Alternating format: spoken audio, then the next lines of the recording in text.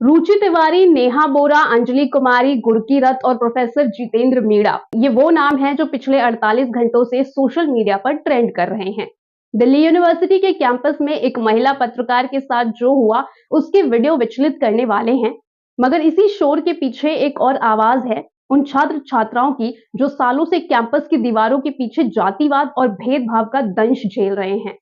उनके लिए ये यूजीसी नियम सिर्फ एक कानून नहीं, सम्मान से जीने का रास्ता हो सकता था, लेकिन ऐसा है नहीं।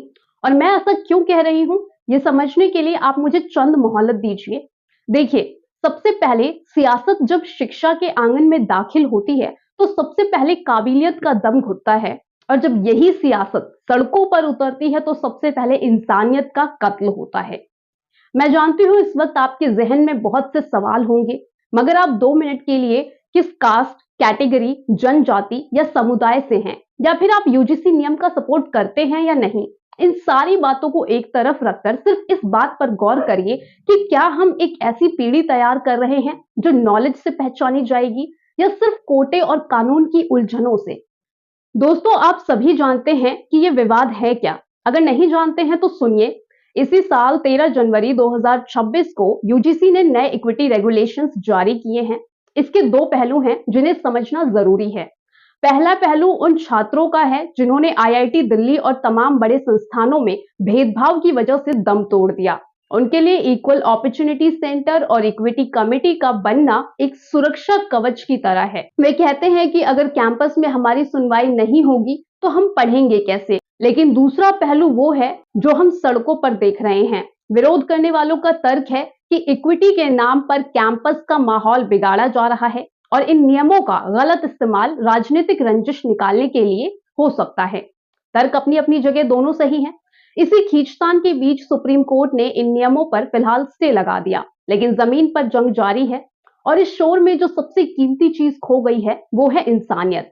रुचि तिवारी पर हुआ हमला हो या किसी छात्र का अपनी जाति की वजह से कैंपस में अकेला पड़ जाना, ये दोनों ही लोकतंत्र के लिए शर्मनाक हैं। जो हाथ कल तक किताबें पकड़ते थे, आज वो एक दूसरे का गला पकड़ने को उतारू हैं। लोगों के मन में जो एक दूसरे के लिए सम्मान था, आज वो खत्म सा होता जा रहा है।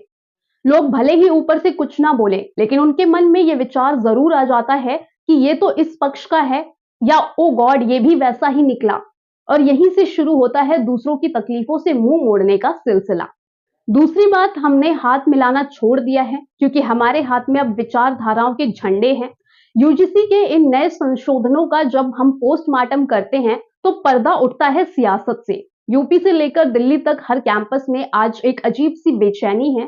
क्या वजह है कि ये बदलाव ठीक चुनाव से पहले ही शिद्दत पकड़ते हैं। इंसाफ की तराजू में अब वजन डिग्री का नहीं, डॉक्यूमेंट्स का होने लगा है। हम भेदभाव मिटा रहे हैं या नए भेद पैदा कर रहे हैं।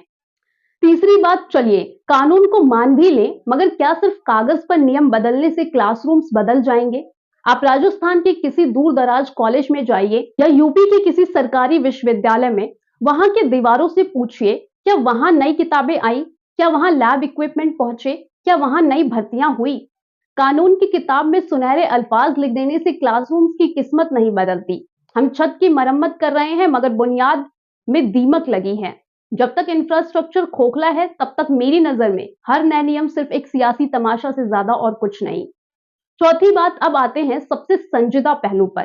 क्या रुचि तिवारी को घेरने वाली भीड़ पर कोई एक्शन होगा, और क्या उन छात्रों को कभी वो बराबरी का माहौल मिलेगा जिसका वादा यूजीसी कर रहा है, या फिर राजनीतिक संरक्षण के नाम पर ये सारे ही मुद्दे दबा दिए जाएंगे। हमारा मकसद किसी की नीयत पर शक करना नहीं है, मगर सवाल उठाना हमारा फर्ज है। देखो, जो लोग इसका विरोध कर रहे हैं उनका भी डर सही है, क्योंकि आज इंसाफ का दरवाजा इतना तंग है, इतना नैरो है कि अक्सर विक्टिम बाहर रह जाता है और शातिर लोग पिछली गली से दाखिल हो जाते हैं। आखिर में बात उस जहनियत की है जो हम आने वाली नस्ल को दे रहे हैं। अगली बार जब आप अपने बच्चे का एडमिशन कराने जाएंगे, तो क्या आप उनसे उनकी पसंद का सब्जेक्ट पूछेंगे, या कानून की वो शर्तें जो उनका रास्ता रोक रही हैं। फैसला आपका है, क्योंकि मुस्तकबिल आपका है। मेरा नाम रितेशु है और आप नेशनल ब्रीफ देख रहे थे। अगर ये बात आपके दिल तक पहुंची हो तो आप इस बात पर गौर जरूर कीजिएगा। मिलते हैं अगले पोस्टमार्टम के साथ।